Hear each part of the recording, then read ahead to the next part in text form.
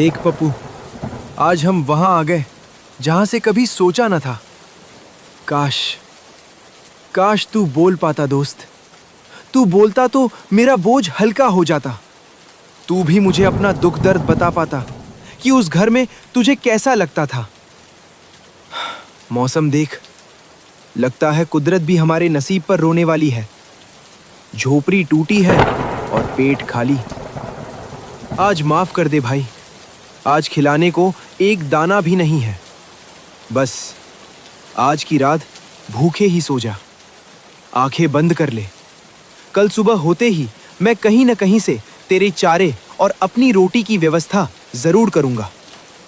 सो जा पप्पू, बस ये रात काट ले। नारायण नारायण। कोई है इस कुटिया में? क्या एक मुसाफिर को सिर छुपाने की जगह मिलेगी? देख पप्पू, लगता है बाहर कोई मुसीबत में है। इतनी भारी बारिश में कोई भीग रहा है। हमें अपनी फिक्र छोड़कर उनकी मदद करनी चाहिए। अरे बाबा, आप बाहर क्यों खड़े हैं? चले आइए अंदर, ये आपका ही घर है। झोपड़ी टूटी है पर आपका स्वागत है। बहुत बहुत धन्यवाद बच्चा। अगर आज ये छत न मिलती तो ये बूढ़ा शरीर इस बारिश को न झेल पाता। खुश रहो। प्रणाम बाबा, आप थक गए होंगे। यहाँ सूखी घास पर लेट जाइए, आराम कीजिए। बच्चा, आराम तो तब मिले जब पेट की आग शांत हो। बड़ी भूख लगी है, क्या कुछ खाने को मिलेगा? बाबा, मैं क्या बताऊं, मेरी किस्मत ही ऐसी है कि आज मेरे पास आपको देने के लिए एक दाना भी नहीं है। मैं खुद आज यहाँ खाली हाथ आया हूँ। कोई बात नहीं बेटा। नहीं बाबा, आप निराश मत होइए। आप बस थोड़ी देर इंतजार कीजिए। पास ही एक बगीचा है, मैं अभी बारिश में जाकर आपके लिए कुछ ताजे फल तोड़कर लाता हूँ। अतिथि को भूखा सुलाना पाप है। ठीक है बेटा, ईश्वर तुम्हारा भला करे। मैं इंतजार करता हूँ।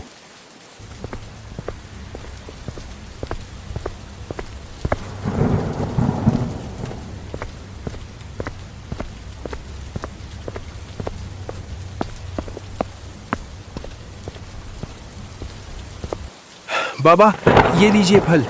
बारिश बहुत तेज थी, बस यही मिल पाए। आप इन्हें ग्रहण कीजिए। बहुत बहुत खुश रहो बेटा।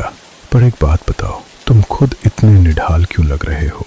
क्या तुमने खाना नहीं खाया? और इस घर की हालत देखकर लगता है जैसे यहाँ महीनों से चूल्हा नहीं जला। एक दाना अनाज तक नहीं है। ऐसा क्यों? क्या बताऊं बाबा, मेरी तकदीर ही कुछ ऐसी है। मेरे बड़े भाई जगदीश मुझे अपनी जान से ज्यादा प्यार करते थे। हम खुशी खुशी रहते थे, पर एक काली रात दुर्घटना में हमारे माता पिता चल बसे। बड़ी त्रासदी हुई बेटा। हाँ बाबा, उसके बाद भैया की शादी हो गई।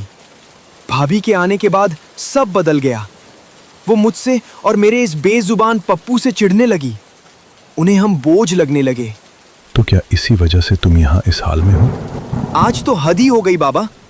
भैया ने मुझे घर से निकाल दिया। उन्होंने कहा, बहुत हुआ, अब एक पल भी इस घर में तेरी जरूरत नहीं है। अपनी ये फटी हुई चादर उठा और दफा हो जा यहाँ से। भैया, ये आप क्या कह रहे हैं? ये घर, ये तो पिताजी की निशानी है। मैं कहाँ जाऊंगा इस रात में? पिताजी की निशानी? वाह रे लाडले, पिताजी तो वसीयत में तेरे लिए ये गधा छोड़ गए हैं ना। बस इसी को लेकर अपनी दुनिया बसा ले। वैसे भी खुद के खाने का ठिकाना नहीं है, ऊपर से इस मनहूस जानवर का बोझ हम क्यों उठाएं? भाभी, गधा तो बेजुबान है। ये भी तो परिवार का हिस्सा है। और मैं तो दिन भर खेतों में खटता हूँ। क्या मुझे 2 रोटी और एक छत का भी हक नहीं? हक की बात मत कर भोला, हक बराबर वालों में होता है। तू तो गले की फांस बन गया है। जा, वो खेत वाली पुरानी झोपड़ी खाली पड़ी है, वहीं जाकर अपनी गृहस्थी जमा। यहाँ तेरे लिए कोई जगह नहीं है। और सुन, इस साले गधे को भी साथ ले जा, वरना मैं इसे कसाई को बेच दूंगा। भैया, ऐसा मत कहिए। माँ बाप के जाने के बाद आप ही तो मेरे सब कुछ थे। मुझे घर से मत निकालिए। मैं दुगना काम करूंगा। मैं जमीन पर सो जाऊंगा, रूखी सूखी खा लूंगा, पर मुझे अपनों से दूर मत कीजिए। अपनों से दूर? अरे तू है कौन हमारा? माँ बाप मरे तो तू क्यों बच गया? तू भी उनके साथ ही क्यों नहीं चला गया? कम से कम हमारे सिर से ये बला तो टलती। भाभी, आप मौत मांग रही हैं मेरे लिए? भैया, आप भी यही चाहते हैं? जो माया कह रही है वही सच है। तू बोझ है भोला, सिर्फ बोझ। तेरी शक्ल देखकर मेरा खून खौलता है। भैया, मैं कुएं से पानी भरूंगा, लकड़ियां काटूंगा, जो कहोगे वो करूंगा। बस घर के एक कोने में पड़ा रहने दो। मैं इस चौखट के बाहर कदम रखूंगा तो जी नहीं पाऊंगा। तेरी ये नाटकबाजी अब मुझ पर काम नहीं करेगी। सीधा सीधा सुन ले, अगर तू कल सुबह होने से पहले यहां से नहीं गया तो मैं खुदकुशी कर लूंगा, अपनी जान दे दूंगा मैं। और याद रखना, मेरी मौत का जिम्मेदार सिर्फ और सिर्फ तू होगा।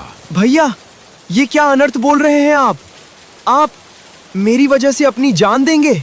हाँ, देख ले, तेरी वजह से इस घर की शांति जल रही है। अगर तुझे अपने भाई की जान प्यारी है तो निकल जा यहाँ से इसी वक्त। ठीक है भैया, आज आपने भाई के रिश्ते को मौत के तराजू पर तौल दिया। जिस भाई के लिए मैंने अपनी जवानी खेतों में गला दी, वही भाई आज अपनी जान की दुहाई देकर मुझे पराया कर रहा है। तो जा फिर, खड़ा क्या देख रहा है? जा रहा हूं, पर एक बात कान खोलकर सुन लीजिए। आज तक मैंने आपको भगवान माना, पर आज आपने उस भगवान का मंदिर खुद ही ढहा दिया। आपने कहा ना कि मैं बोझ हूं। ठीक है, अब कभी भी इस घर की चौखट पर मेरी लात नहीं पड़ेगी। बड़ी बड़ी बातें मत कर। भूख लगेगी तो यही कुत्ते की तरह दुम हिलाते आएगा। नहीं भाभी, आज भूख मर गई। आज से भोला का न कोई घर है, न कोई भाई। मेरे पास बस ये बेजुबान गधा है, जो कम से कम आपकी तरह डसता तो नहीं है। जबान मत लला, निकल यहाँ से। चलिए भैया, चलिए भाभी, सुखी रहिए अपने इस आलीशान घर में। आज से आप मेरे लिए और मैं आपके लिए मर गया। ये चौखट गवाह है, अब दोबारा यहाँ मेरी परछाई भी नहीं दिखेगी।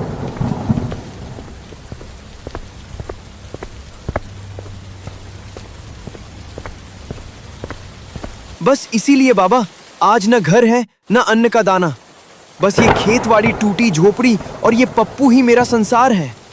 धीरज रख बेटा, जब इंसान के सारे दरवाजे बंद हो जाते हैं तब ऊपर वाला एक नया रास्ता खोलता है। तेरी सेवा और ईमानदारी व्यर्थ नहीं जाएगी बेटा।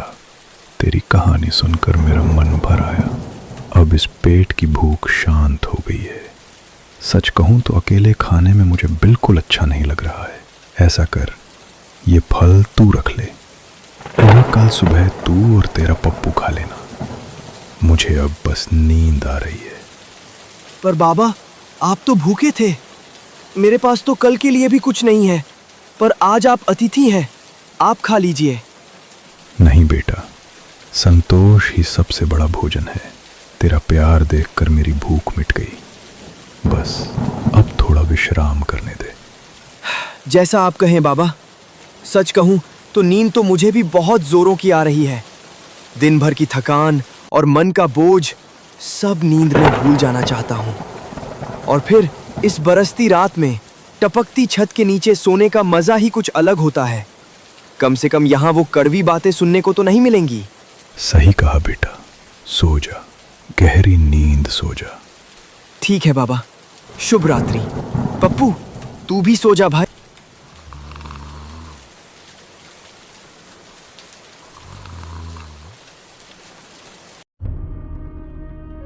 अरे, साधु बाबा कहाँ गए?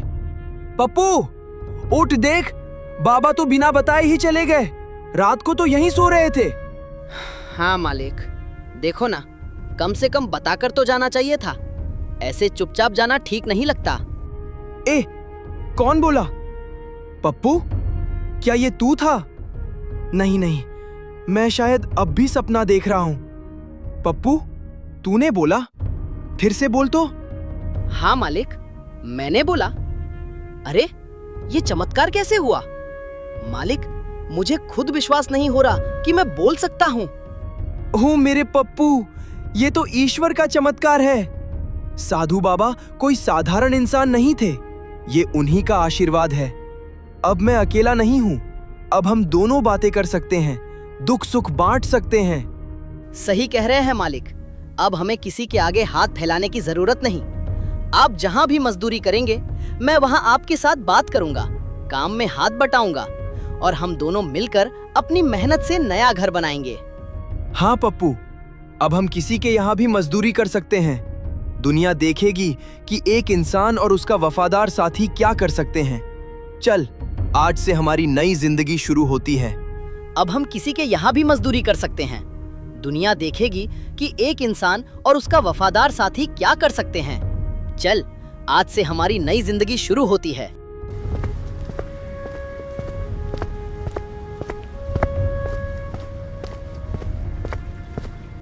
राम राम मुखिया जी। अरे भोला, तू यहाँ इस वक्त? सुना है तेरे भाई ने तुझे घर से निकाल दिया है। अब क्या इरादा है? जी मुखिया जी, जो सुना वो सच है। अब मेहनत मजदूरी ही सहारा है। क्या मुझे आपके यहाँ कुछ काम मिल सकता है? मैं और मेरा पप्पू जी जान से जुट जाएंगे। काम की कमी नहीं है भोला। जा, अभी से मेरे उत्तर वाले खेत में जुताई शुरू कर दे। शाम तक पूरा खेत तैयार मिलना चाहिए। मजदूरी मिल जाएगी। बहुत शुक्रिया मुखिया जी, आपका ये एहसान याद रखूंगा। चलिए पप्पू, अब काम पर चलते हैं। ठहर, एक बात बता, ये तेरा गधा कुछ अजीब नहीं है? इसकी आंखों में बड़ी चमक है। ये कैसा गधा है? कुछ अलग ही नस्ल का लगता है। पप्पू बोल, मुखिया जी पूछ रहे हैं। अरे क्या हुआ? तू ऐसे चुप क्यों हो गया? गधा तो गधा ही रहेगा ना। अब क्या ये मंत्र पढ़ेगा? जा, काम पर लग जा। अपना और इस जानवर का वक्त बर्बाद मत कर। जी जी मुखिया जी। चलिए पप्पू।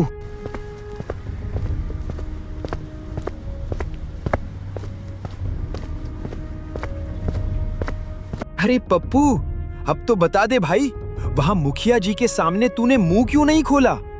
मैं तो इशारे कर करके थक गया था। मुझे लगा कहीं साधु बाबा का वरदान खत्म तो नहीं हो गया। अरे मालिक, आप नाम के ही भोला नहीं हैं, सच में बहुत भोले हैं। जरा सोचिए, अगर मैं उस लालची मुखिया के सामने बोल पड़ता तो क्या होता? क्या होता? वो खुश हो जाता और हमें शाबाशी देता।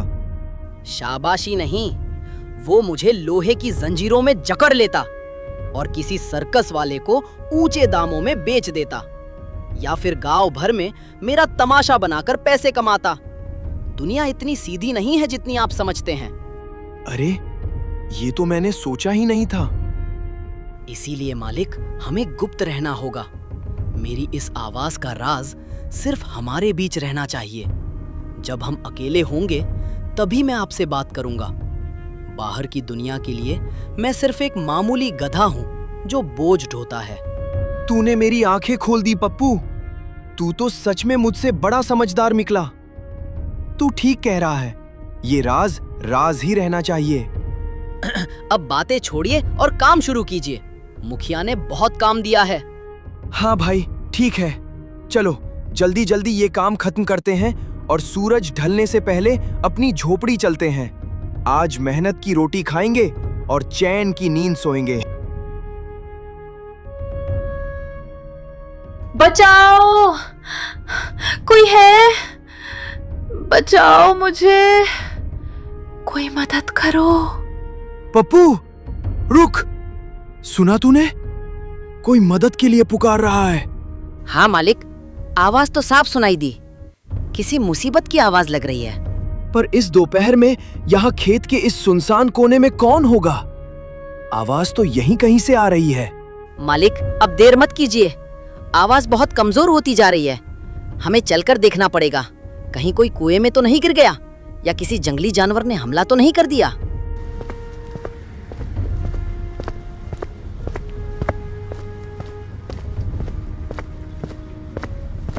कौन है? कहाँ हो आप?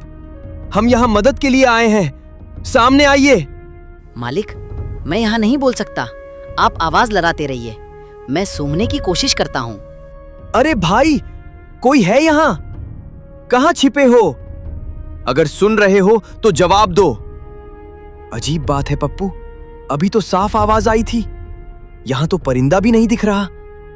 क्या मेरा वहम था? नहीं मालिक, वह मेरा और आपका एक साथ नहीं हो सकता। आवाज तो पक्की थी, पर अजीब बात है कि यहाँ कोई दिख क्यों नहीं रहा। कहीं ये कोई माया तो नहीं? बाप रे! पप्पू देख, नागिन! भाग यहाँ से! डरो नहीं इंसानों, मैं तुम्हें नुकसान पहुंचाने नहीं आई हूं। मैं तो स्वयं संकट में हूं। क्या तुम मेरी मदद कर सकते हो? मालिक, ये तो बोल रही है। क्या आज सबको बोलने का दौरा पड़ा है? कैसी मदद? हम तो मामूली मजदूर हैं। हम एक नागिन की क्या मदद कर सकते हैं? मेरे पति नागेश्वर को दुष्ट कालकेतु राक्षस ने कैद कर लिया है। मुझे श्राप मिला है कि मैं उस कालगिरी पर्वत की सीमा में कदम नहीं रख सकती। अगर कोई सच्चा इंसान वहां जाकर उन्हें छुड़ा लाए, तभी उनकी जान बच पाएगी। क्या तुम मेरे पति को बचाओगे? देवी, मुझे माफ कर दो। मैं सीधा साधा इंसान हूँ। राक्षस, पर्वत, ये सब मेरे बस की बात नहीं। मुझे अपनी जान प्यारी है। और मेरा भी यही जवाब है। मैं गधा हूँ, कोई योद्धा नहीं। राक्षस हमें कच्चा चबा जाएगा। आप किसी और को ढूंढ लीजिए, हम आपकी मदद नहीं कर सकते। अब आप जाइए यहाँ से। मत ठुकराओ मुझे। तुम दोनों का दिल साफ है, इसलिए मैं तुम्हारे पास आई हूं। मैं कल तक इसी जगह तुम्हारा इंतजार करूंगी। मुझे विश्वास है कि तुम आओगे। देवी, मैंने कह दिया ना, हम कल भी नहीं आएंगे। हमारे पीछे मत पड़ो।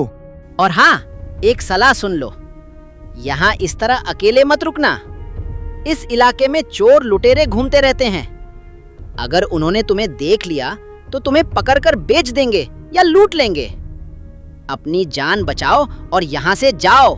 जा रहा हूँ घर, तुम भी जाओ यहाँ से। डरो नहीं, हिम्मत रखो, सब अच्छा होगा। Bye bye.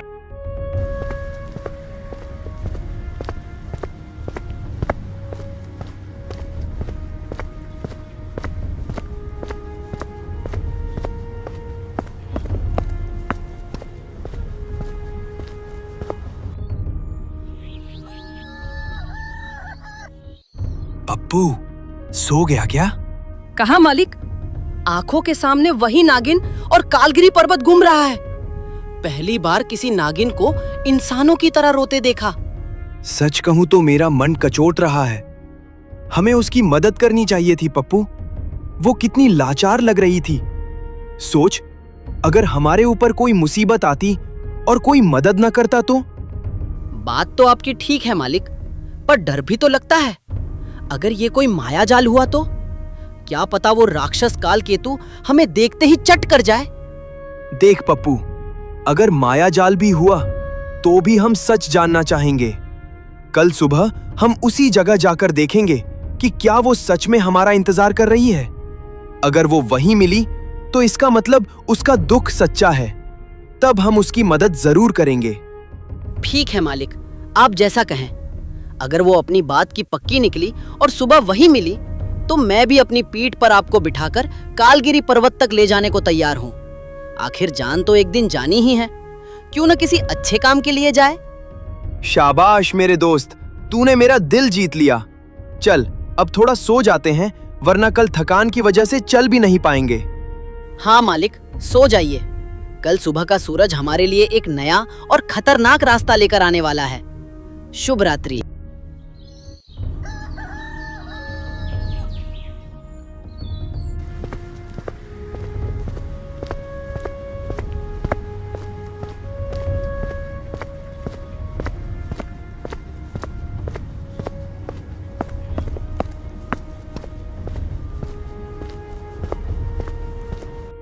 देवी, ओ नागिन देवी, देखिए मैं आ गया हूं। मैंने और मेरे दोस्त पप्पू ने फैसला किया है कि हम आपकी मदद करेंगे। आप कहां हैं? सामने आइए। हमें रास्ता बताइए कि हमें किस ओर जाना है और इस खतरनाक काम को पूरा करने के बाद हमें क्या फल मिलेगा। धन्यवाद, कोटि कोटि धन्यवाद। मुझे पता था कि तुम जैसा दयालु इंसान अपनी बात से पीछे नहीं हटेगा। तुमने मुझ अबला पर जो उपकार किया है उसे मैं कभी नहीं भूलूंगी। देवी, वो सब तो ठीक है, पर रास्ता बताइए और हमें क्या सावधानी रखनी होगी। सुनो भोला, रास्ता आसान नहीं है। कालगिरी पर्वत तक पहुंचने के लिए तुम्हें मायावी वन से गुजरना होगा। उस जंगल में कदम कदम पर मुसीबतें हैं, भटकाने वाली आवाजें, खूंखार जानवर और राक्षस काल केतु के जासूस। मालिक, मैंने कहा था ना, मुसीबतें हमारा इंतजार कर रही हैं। मैं तो एक साधारण सा गधा हूँ, मैं इन सब का सामना कैसे करूंगा? नहीं पप्पू, तुम अपने आप को साधारण समझने की भूल मत करो। क्या तुम्हें लगता है कि एक साधारण गधा इंसानों की तरह बोल सकता है? इसका क्या मतलब है देवी? भोला, ये तुम्हारा साथी कोई आम जानवर नहीं है। ये उस महान साधु की दिव्य शक्तियों और आशीर्वाद से बना है जो कल रात तुम्हारी झोपड़ी में आए थे। पप्पू के अंदर अद्भुत शक्तियां छिपी हैं, जिनका एहसास उसे उसी भयानक जंगल में होगा। जब जब तुम मुसीबत में होगे, इसकी शक्तियां जागृत होंगी। क्या? पप्पू, तेरे अंदर जादुई शक्तियां हैं और मुझे लगा तू बस घास खाना और बोझ ढूंढना जानता है। क्या सच में मेरे अंदर शक्ति है? देवी, मुझे तो बस डेंचू डेंचू करना और अब बातें करना आता है। ये जादुई शक्ति भला मुझ में कहां से आई? पर अगर आप कह रही हैं तो मुझे खुद पर अब थोड़ा थोड़ा गर्व महसूस हो रहा है। धैर्य रखो, समय आने पर सब पता चल जाएगा। और भोला, तुमने फल की बात की थी। याद रखना, जो दूसरों की निस्वार्थ सेवा करता है, भाग्य उसके कदमों में झुक जाता है। नागेश्वर को छुड़ाने के बाद तुम्हें वो धन और सम्मान मिलेगा जिसकी तुमने कल्पना भी नहीं की होगी। तुम्हारे भाई भाभी भी तुम्हारी सफलता देखकर दंग रह जाएंगे। मुझे धन का लालच नहीं है देवी, बस मुझे और पप्पू को एक सम्मान की जिंदगी चाहिए। हमें मंजूर है, हम जाएंगे। तो चलो मेरे साथ, मैं तुम्हें जंगल की सीमा तक छोड़ देती हूँ, जहां से तुम्हारी परीक्षा शुरू होगी। अपनी हिम्मत बनाए रखना और एक दूसरे का साथ कभी मत छोड़ना।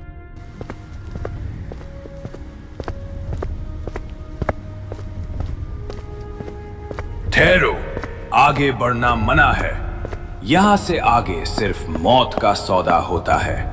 अगर अपनी जान प्यारी है तो अभी लौट जाओ इंसानों। पप्पू, ये कौन बोला? क्या पेड़ों के भी मुंह होते हैं? कौन हो तुम? सामने आओ। मेरे मार्ग में बाधा बनने का दुस्साहस मत करो। मैं इस वन का रक्षक हूं वृक्षराज। आगे कालकेतु का साम्राज्य है। वहां जाने का अर्थ है अपनी चिता खुद सजाना। क्यों अपनी बलि चढ़ाने आए हो? वृक्षराज, मैं विवश हूं। मेरे पति नागेश्वर को कालकेतु ने बंदी बना लिया है। मैं श्रापित हूं, इसलिए इस पर्वत की सीमा पार नहीं कर सकती। पर ये दोनों वीर मेरी सहायता के लिए आए हैं। ये एक साधारण मजदूर और एक मामूली गधा। नागिन, तुम पागल हो गई हो। ये उस राक्षस के सामने एक तिनके के समान भी नहीं है। अभी वक्त है, इन्हें वापस ले जाओ। अब यह फैसला मैं नहीं, भोला और पप्पू करेंगे। क्या तुम अपनी जान जोखिम में डालकर आगे बढ़ना चाहते हो या वापस अपने गांव लौटना चाहते हो? वृक्षराज जी, हम डरे हुए जरूर हैं, लेकिन बुज़दिल नहीं। हमने एक बार वचन दे दिया तो दे दिया। अब अगर हम यहां से लौटेंगे तो नागेश्वर जी को साथ लेकर लौटेंगे, वरना हमारी लाशें ही वापस जाएंगी। हाँ, और वैसे भी गांव में भैया भाभी की गालियां सुनने से अच्छा है कि यहाँ वीरता की मौत मरे। हम तैयार हैं। तुम्हारे साहस को देखकर मैं प्रभावित हूं, लेकिन यहाँ का एक प्राचीन नियम है। जो भी इस सीमा को पार करना चाहता है, उसे मेरे सवालों के जवाब देने होंगे। अगर जवाब सही हुए तो रास्ता मिलेगा, और अगर गलत तो तुम यहीं पत्थर बन जाओगे। क्या मंजूर है? हमें मंजूर है। ठीक है। पहला सवाल भोला से। वो कौन सी चीज है जो गरीब के पास है, अमीर को चाहिए, और अगर उसे खा लिया जाए तो इंसान मर जाता है? अमीर को चाहिए, गरीब के पास है। हाँ, वृक्षराज, इसका जवाब है कुछ नहीं। गरीब के पास कुछ नहीं है, अमीर को कुछ नहीं चाहिए, और अगर इंसान कुछ नहीं खाएगा तो मर जाएगा। सटीक जवाब। अब नागिन, तुम्हारे लिए वो क्या है जिसे तुम जितना ज्यादा बांटती हो वो उतना ही बढ़ता है? वृक्षराज, वह है ज्ञान और प्रेम। बहुत सुंदर। अब अंतिम और सबसे कठिन सवाल इस गधे के लिए। अगर इसने जवाब नहीं दिया तो तुम सब हार जाओगे। अचरम चरम च किमस्ति जगति, शून्यम च पूर्णम कथम भवेत। वृक्षराज, यह अन्याय है। इतना कठिन सवाल, भला एक जानवर इसका जवाब कैसे दे सकता है? आप जानबूझकर हमें रोकना चाहते हैं। हाँ वृक्षराज जी, ये तो सरासर नाइंसाफी है। ये तो बड़े बड़े पंडितों के बस का नहीं है। मेरा पप्पू तो बेचारा सीधा साधा जानवर है। अरे मालिक, आप क्यों परेशान हो रहे हैं? और नागिन देवी, आप भी शांत हो जाइए। वृक्षराज जी, ये सवाल कठिन? मुझे तो लगा था आप कुछ मुश्किल पूछेंगे। ये तो बहुत ही कमजोर और मामूली सवाल था। वृक्षराज जी, आपके सवाल का सीधा सा उत्तर है परिवर्तन। जो जन्म लेता है उसे बदलना पड़ता है। जो स्थिर है वो मृत है, और जो शून्य है वही अनंत है। यही सृष्टि का सार है। अकल्पनीय। एक पशु के मुंह से ब्रह्म ज्ञान की बातें। पप्पू, तुम कोई साधारण गधा नहीं हो। तुम्हारी बुद्धि दिव्य है। मैं अपनी हार स्वीकार करता हूं और तुम्हें सम्मान के साथ आगे जाने का रास्ता देता हूं। ओह मेरे भाई, तू तो छुपा रुस्तम निकला। कहां से सीखा ये सब? वृक्षराज, आपका धन्यवाद। पप्पू, तुमने आज मेरा सिर गर्व से ऊंचा कर दिया। जाओ वीरों, आगे का रास्ता और भी कठिन है, पर तुम्हारी एकता तुम्हारी सबसे बड़ी शक्ति है। विजयी भव।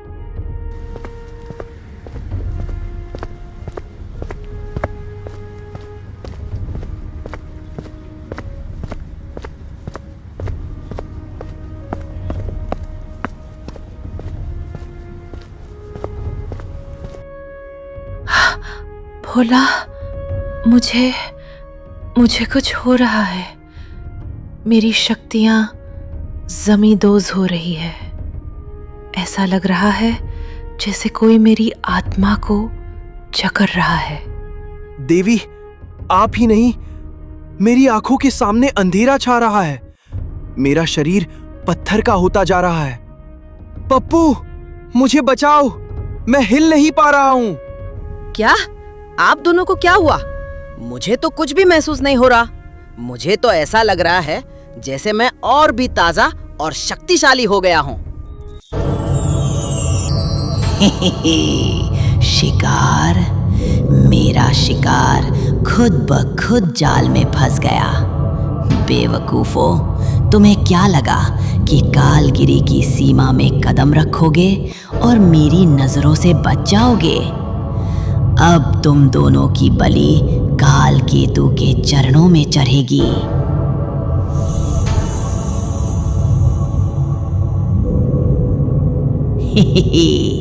ये क्या? मेरा जादू इस बदसूरत जानवर पर काम क्यों नहीं किया? तू पिंजरे के अंदर क्यों नहीं है? बदसूरत किसे बोला बुढ़िया? और सुन, तेरा ये सस्ता जादू मुझ पर काम नहीं करेगा। मैं कोई आम गधा नहीं हूँ। मुझे अब अपनी शक्तियों पर पूरा विश्वास हो गया है। साधु बाबा की कृपा जिसके साथ हो, तेरा काला जादू उसका बाल भी बांका नहीं कर सकता। खामोश, मामूली जानवर। तेरी इतनी हिम्मत कि तू महान मायावी डायन को ललकारे? अब तू मेरी काली शक्तियों का असली रूप देख। तुझे राख बना दूंगी। पप्पू, भाग जाओ, ये तुम्हें मार देगी। पप्पू, सावधान।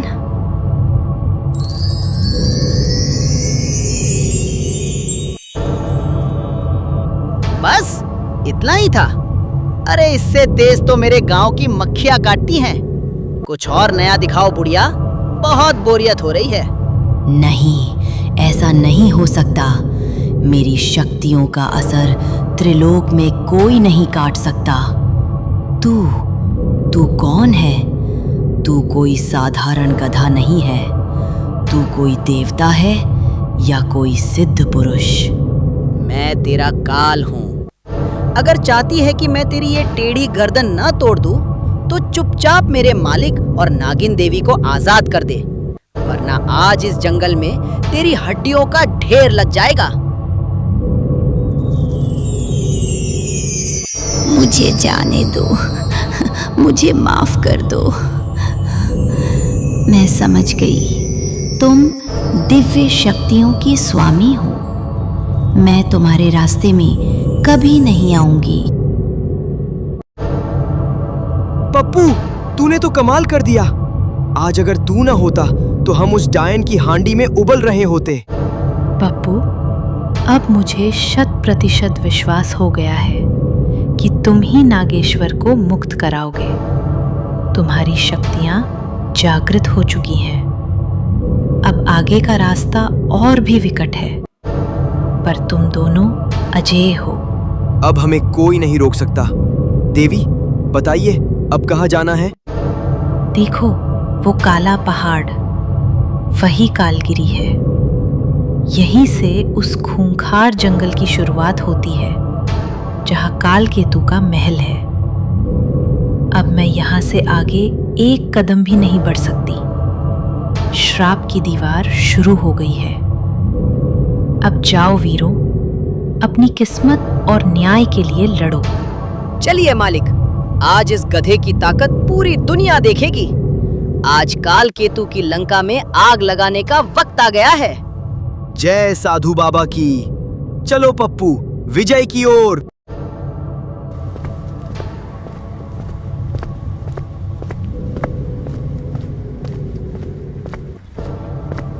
बचाओ, कोई है? मर गया, मुझे बचा लो। भोला, कहाँ है तू भाई? उफ, ये कांटे! मर गई मैं। जगदीश जी, हमें यहाँ छोड़कर भोला चला गया। वो हमें खा जाएंगे।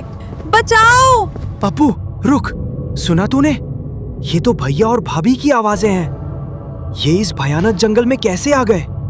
जरूर वो किसी बड़ी मुसीबत में है। चलो जल्दी ढूंढो उन्हें। अरे मालिक, होश में आओ, खुद को संभालो। ये मायावी जंगल है। यहाँ जो दिखता है वो होता नहीं, और जो होता है वो दिखता नहीं। ये सब छल है। नहीं पप्पू, वो देखो, झाड़ियों के पीछे से भैया का कुर्ता दिख रहा है। मैं उन्हें इस हाल में नहीं छोड़ सकता। वो मेरे बड़े भाई हैं। अरे मर जाने दो साले को। जाने दो उस भाभी को भी भार में। आज हम इस हाल में, इस मौत के जंगल में किसकी वजह से हैं? उन्हीं की वजह से ना। उन्होंने तुम्हें दूध में से मक्खी की तरह निकाल फेंका था। आज कुदरत उनका हिसाब कर रही है, तो तुम क्यों बीच में पड़ रहे हो? पप्पू, ये तू क्या बोल रहा है? तेरी मति मारी गई है क्या? वो मेरे खून के रिश्ते हैं। खून का रिश्ता? जब वो तुम्हें घर से निकाल रहे थे तब कहाँ था वो खून? जब भाभी तुम्हें मनहूस कह रही थी तब कहाँ था रिश्ता? मालिक, तुम बुद्धू हो। मेरे मन में उनके लिए सिर्फ नफरत भरी है। उन्हें तड़प तड़प कर मरने दो, तभी कलेजे को ठंडक मिलेगी। चुप कर पप्पू, पागल हो गए हो तुम। एक जानवर होकर ऐसी जहरीली बात कर रहे हो। संस्कार और दया क्या साधु बाबा ने तुम्हें नहीं सिखाई? चाहे वो कितने भी बुरे हों, पर मैं उन्हें अपनी आंखों के सामने मरते नहीं देख सकता। हाँ मालिक, मुझे ये क्या हो रहा है? ये शब्द मेरे मुंह से कैसे निकले? मेरा दिमाग, ऐसा लग रहा है जैसे कोई अंदर से मेरी सोच को बदल रहा है। पप्पू, क्या हुआ? मालिक, ये जंगल का जादू है। ये हमारी कमजोरियों और नफरत को हथियार बना रहा है। ये जंगल चाहता है कि हम अपनों से नफरत करें और अकेले पड़ जाएं। माफ करना मालिक, मेरे अंदर की करवाहट को इस माया ने बढ़ा दिया था। मैं समझ गया, ये हमारी परीक्षा है, लेकिन आवाजें तो असली लग रही हैं। चलो एक बार देख लेते हैं। अगर वो सच में मुसीबत में हैं, तो मैं उन्हें छोड़ूंगा नहीं। ठीक है मालिक, चलिए देखते हैं, पर सावधान रहिएगा। अपनी लाठी कस के पकड़िए, क्योंकि यहाँ झाड़ियों के पीछे भाई भी हो सकता है और कोई खूंखार राक्षस भी।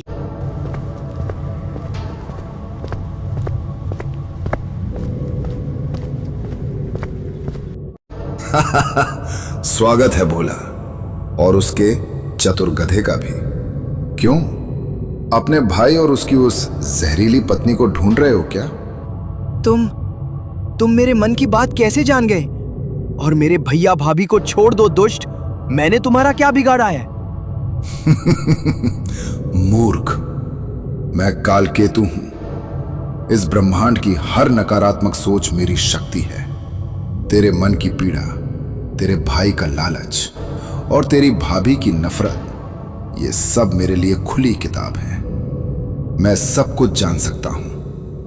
अरे ओ सींग वाले दानव, अगर तू पढ़ सकता है तो मैं भी कोई कच्ची गोलियां नहीं खेला हूं। मैंने भी तेरे गंदे मन की बात पढ़ ली है। कहो तो सबके सामने पोल खोल दो। एक मूर्ख जानवर, वो भी गधा। तू मेरे विचारों को पढ़ेगा? तेरी बिसात क्या है? बिसात की बात मत कर। देख, तेरे मन के सबसे गहरे कोने में वो काली गुफा छिपी है जहां तूने नागेश्वर को कैद किया है। और सुन, उस गुफा को शक्तिहीन करने वाला गुप्त मंत्र भी तेरे दिमाग में कौंध रहा है। ले, अब सुन अपनी हार की दस्तक। ओम ह्रीम क्लीम काल शक्ति विनाशिनी गुहा द्वारम उद्घाटय उद्घाटय। असंभव, ये नहीं हो सकता। ये मंत्र तो सिर्फ मुझे और मेरे गुरु को पता था। एक जानवर के पास ये शक्ति कैसे आई? क्यों कालकेतु, मजा आया? मेरे दोस्त ने तेरी जड़ें हिला दी। मंत्र जान लेने से कुछ नहीं होगा। नागेश्वर को तब छुड़ाओगे जब जिंदा वहां तक पहुंचोगे। देखता हूं मुझ में कितनी ताकत है और इस मटमैले गधे में कितनी। मालिक सावधान! पप्पू, ये सब क्या है? मैं इस गोले में क्यों हूं? मालिक, ये ब्रह्म कवच है। अब इस राक्षस की कोई भी बुरी शक्ति आपको छू नहीं पाएगी।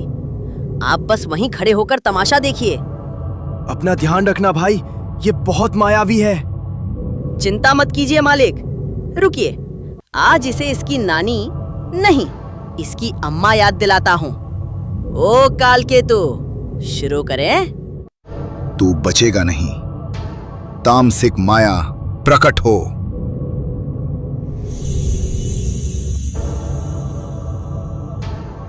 सत्यमेव जयते असत्यम विनाश्यति। असंभव, ये कैसी आग है? मुझे ये आग जला रही है। मेरी शक्तियां क्यों काम नहीं कर रही हैं? एक गधा मुझे कैसे हरा सकता है? ये तेरी हार नहीं, तेरे पापों का अंत है कालकेतु।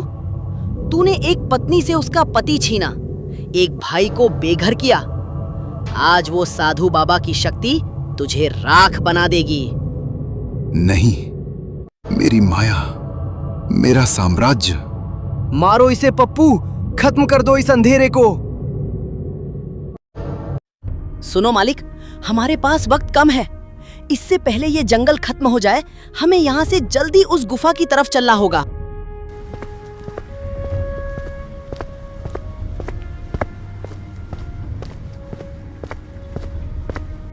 पप्पू, जल्दी करो, गुफा का दरवाजा तो खुल गया है, पर अंदर जाने की हिम्मत नहीं हो रही। ऐसा लग रहा है जैसे ये गुफा हमें निगल जाएगी। रुकिए मालिक, जल्दबाजी मत कीजिए। ये गुफा कालकेतु के प्राणों और उसके अंतिम मंत्र से जुड़ी है। अगर हम बिना सोचे समझे अंदर घुसे तो ये दीवारें आपस में टकराकर हमें कुचल देंगी।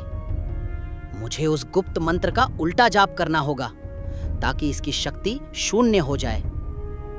ओम ह्रीम क्लीम काल शक्ति विनाशिनी गुहा द्वारम उद्घाटय उद्घाटय। हाँ, हो गया काम। चलिए मालिक।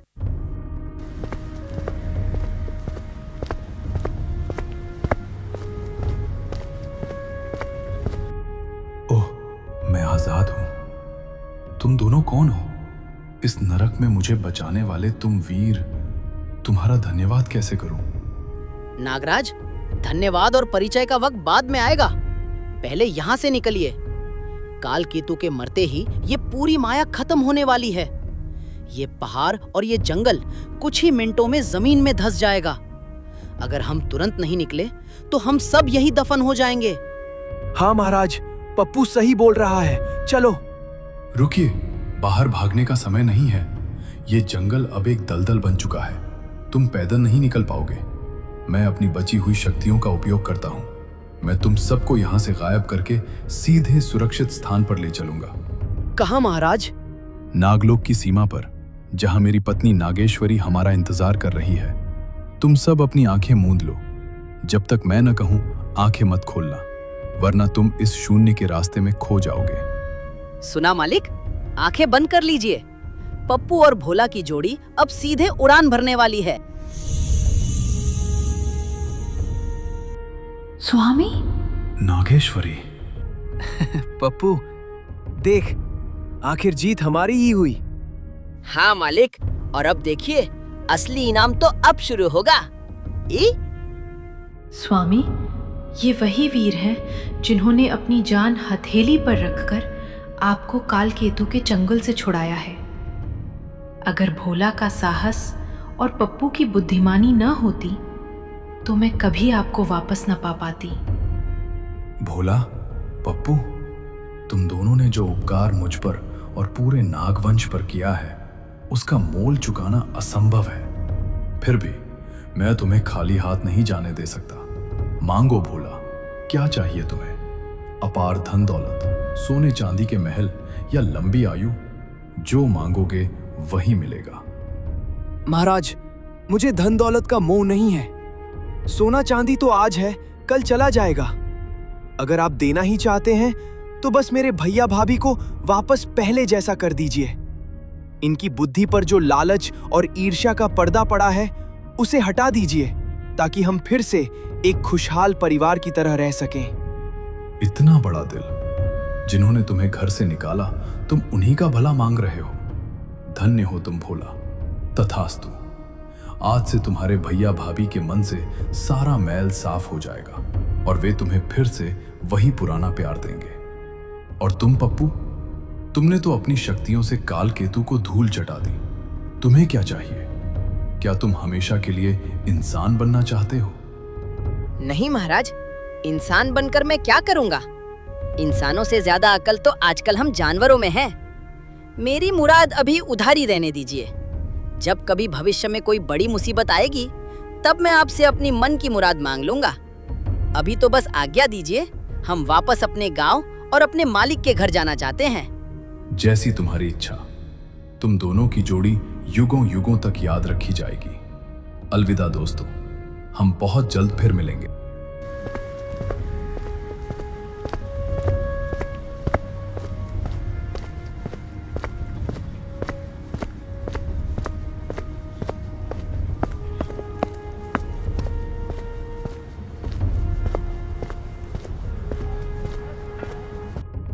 भोला, मेरे भाई, तू कहाँ चला गया था? हमें माफ कर दे छोटे। लालच और बुरी सोच ने मेरी आंखों पर पट्टी बांध दी थी। मैं कैसा अभागा भाई हूँ जिसने तुझे घर से निकाला। हाँ भोला, मुझे भी माफ कर दो। अब ये घर तुम्हारा है और ये आंगन भी। हम अब कभी तुम्हें खुद से दूर नहीं होने देंगे। भैया भाभी, बस आपने ये बोल दिया, मेरी सारी थकान मिट गई। मुझे आपसे कोई शिकायत नहीं है। देखिए, हमारा पप्पू भी वापस आ गया है। हे भगवान, कैसा है तू पप्पू? तूने भी बहुत दुख सहे हमारी वजह से, पर तू बोलता क्यों नहीं? बस चुपचाप खड़ा हमें देख रहा है। मालिक, देखा, घर की रोटी और अपनों का प्यार, इससे बड़ी कोई जादुई शक्ति नहीं है। अब मैं फिर से एक साधारण गधा बन गया हूँ, पर आपकी यादों में मैं हमेशा आपका बोलने वाला दोस्त रहूंगा। दोस्तों, भाई का रिश्ता दुनिया में सबसे अनमोल होता है। अगर आपको मेरी और पप्पू की ये कहानी पसंद आई और अगर आप भी अपने बड़े भाई से दिल से प्यार करते हो, तो कमेंट बॉक्स में अभी लिखो बड़े भाई। और हाँ, हमें ये जानकर बहुत खुशी होगी कि आप हमारी ये वीडियो कहाँ से देख रहे हो। अपने शहर या गांव का नाम कमेंट करके जरूर बताओ। फिर मिलेंगे एक नई कहानी के साथ। तब तक के लिए राम राम।